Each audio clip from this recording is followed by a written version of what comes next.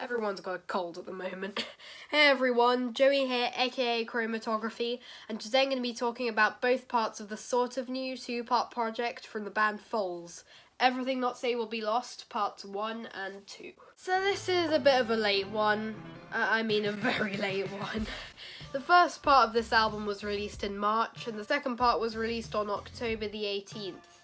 Which was 1 month ago, almost. I can't sort of explain, though, why it was delayed a bit, because it was my birthday on November the 3rd, and I wanted to get the vinyl box set of the albums, which, as you can see, I have here. I'd heard part 1 at the time, but I sort of didn't want to ruin the second part for myself by listening to it on Spotify, because then I wouldn't really have any new music to hear.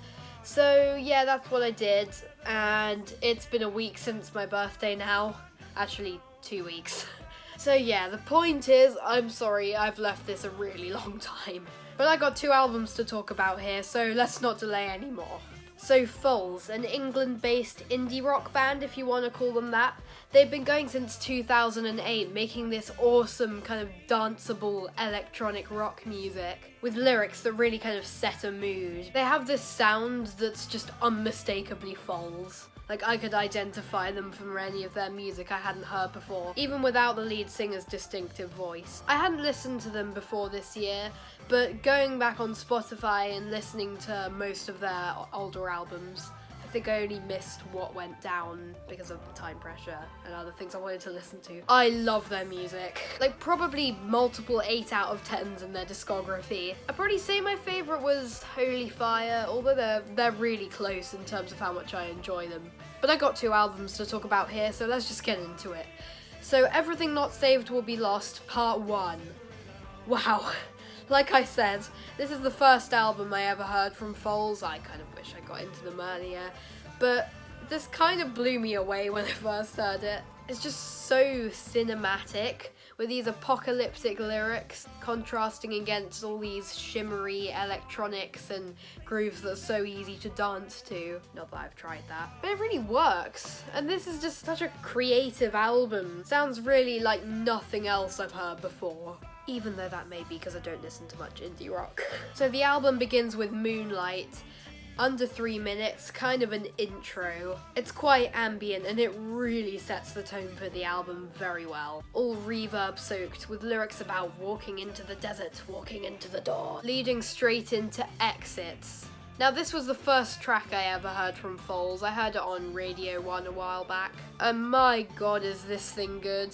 It's been stuck in my head so many times and it's so well made. So unbelievably catchy. And like I said before, the lyrics are so cinematic. With lyrics about the black sky coming down, cities underground and flowers upside down in our dreams.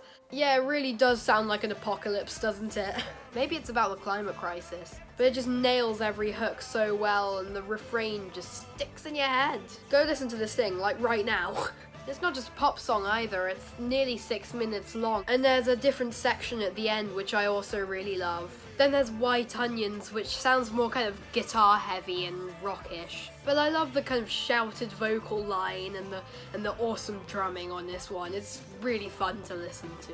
Then there's In Degrees, probably the most dancey track on the album, despite having really dark lyrics about losing someone slowly. With its funky bass line and plucked guitars and percussion. I feel like this album cover perfectly represents the sound on this album. Yeah, this is a super memorable track as well. Then there's Syrups, which unlike the other tracks actually has quite a dark instrumental to match the dark lyrics. It's another more guitar heavy one. It's quite long and progressive as well. For some reason, unlike the others, I sometimes forget how this one goes, but when I listen to it, I always really enjoy it. Then there's On the Luna, which is what they performed at the Mercury Music Awards. Almost a straight pop song really, if it weren't for its weird time signature. I think the guitars are in a different time signature to everything else, and then it loops back around when everything syncs up, according to Reddit. Also, the singer Yanis Philippakis calls himself a free from guilt born baby boomer. But Yanis isn't gonna get any okay boomers here because he's 33, so yeah. And Cafe de Athens is almost kind of psychedelic. Got this really nice xylophone line and these kind of falsetto vocals.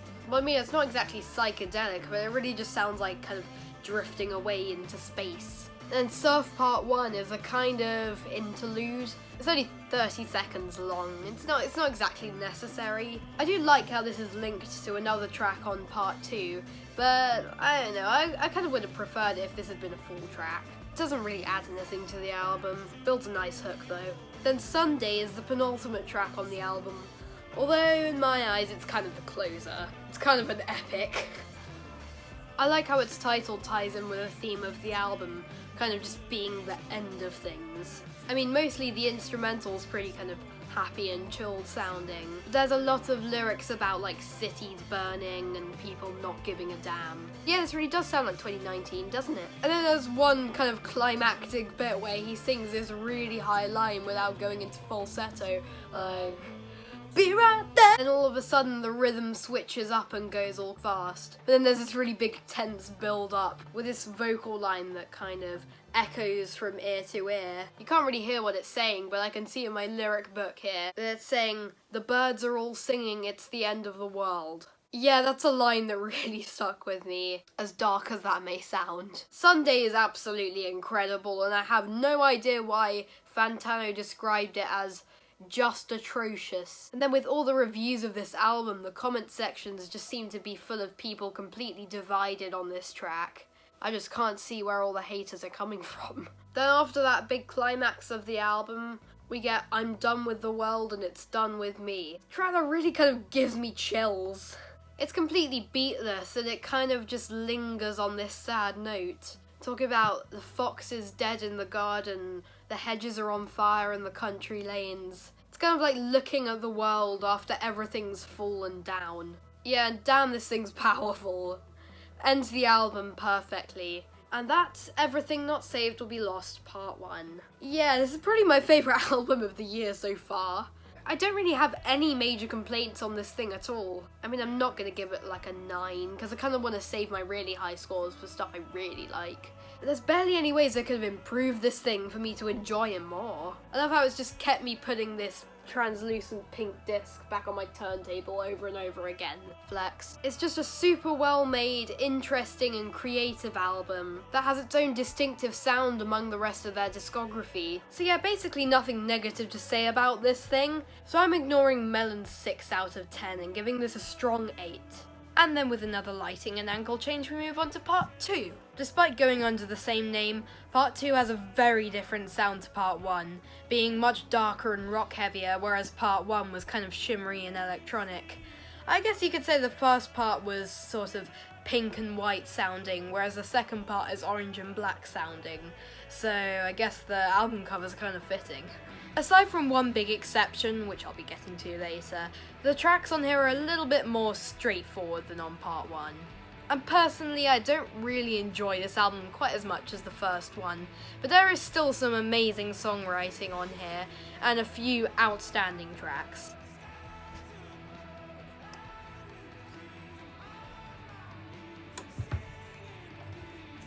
The album begins!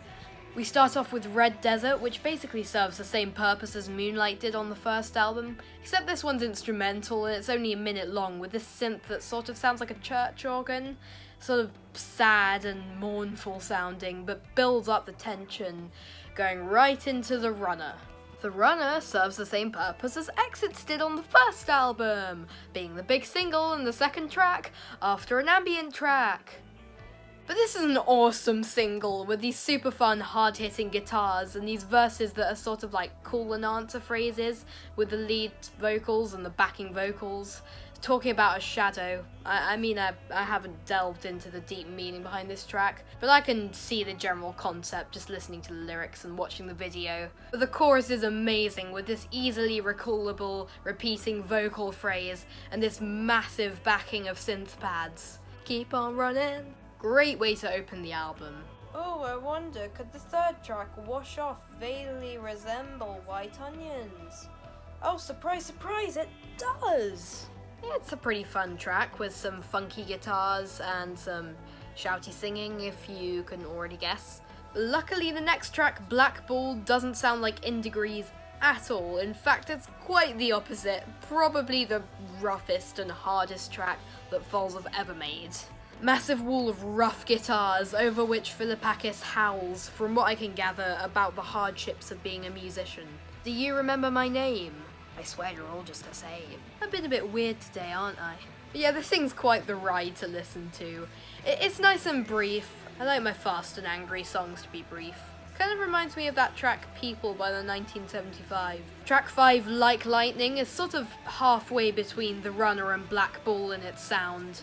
Very, very catchy track. I do like this one, although it does sound a lot like a car commercial track. Listen to it and you'll see what I mean. Dreaming Of has an absolutely gorgeous sounding 30-minute intro, which kind of builds it up to be something amazing. And while it doesn't quite pay that off, the rest of the track is still pretty good. Sounds a bit more like something off the first album. The B-side opens with another sort of intro or interlude track called Icaria. It's made up of a load of piano notes sort of drifting around everywhere with a strange effect on them that makes them sound a bit weird. Sounds nice, but it's quite easy to forget about, to be honest. I don't think it's really necessary to put this in. Could have just used it as the intro for the next track, 10,000 Feet. My mind changes on this one quite a lot. Sometimes I think it's one of the less memorable tracks on the album, and sometimes I think it's an amazing, well-written, hard-hitting and catchy rock song. Right now, I'm probably leaning a bit more towards the second one. I mean, I sometimes forget how this one goes, but once you listen to it, it's an amazing ride. It really hits hard towards the end, even if it doesn't sound that promising at the beginning. Oh, and then there's Into the Surf. So do you remember how I said that Surf Part 1 on the other album was kind of a bit pointless, but it was improved on a connected track on the second album? Well, yeah, this is that. Don't know why they didn't call it Surf Part 2 though. This basically takes that little cool melody that interlude had and gives it a proper purpose in a full-length track. And it's a great track as well. It's quite a sad track. It's got some piano playing that I really like. And yeah, I do really like that melody. Cringe. So, 19 songs into Everything Not Safe Will Be Lost. Wouldn't it be amazing if they ended this off with a vaguely Pink Floyd-esque 10-minute prog rock epic named after a planet? Well, lucky for me, that's exactly what they did. Neptune is just... wow. Probably my joint favourite of these two albums, on par with Exits, probably. Starts out very tense and atmospheric, with loads of sounds just ringing out and building your expectations up of what's about to happen. And then these massive guitars hit in and it's just, whoa. Then we get these long sections of guitar solos that just wander and completely jam out. Building up towards the end where the guitars come back in with Philippakis yelling, "Take me away." Oh god, I really love the lyrics on this thing as well. Oh, I've waited so long on the snow shores of England to sing my last song, so come row me away on black rivers and rainbows to Neptune where I can stay. Deep. Yeah, this track is an absolute rush. Perfect way to end this project. Well, maybe to suit more to my taste, it could have had bigger sort of build up to a climax towards the end. I mean, it sort of did this, but I don't know, I'm just being picky. So that is part 2. Like I said before, not as good as part 1 for me. I mean, it would have been pretty hard to beat that first album, but I did really like this thing. There were some amazing moments on this thing, like that last track especially. But as I was joking about towards the beginning of the video, there are some pretty weird similarities between part 1 and part 2. Like, they both start with an ambient opener, going into the big single, then quite a shouty track, then another single, then they both have another interlude later on, and both end with a track with lyrics about being on my knees. I don't know if this is deliberate, but just something I noticed. Doesn't really say anything about how good these albums are, by the way, that's not what I'm saying. But yeah, part 2 is a good album, just not an excellent album, so I'm gonna give this one a 7.5 out of 10. And yeah, those are my thoughts on Everything Not Saved Will Be Lost. But I'm just a random kid on the internet, so don't take anything I say objectively, but that's all from me today, so I'll see you next time.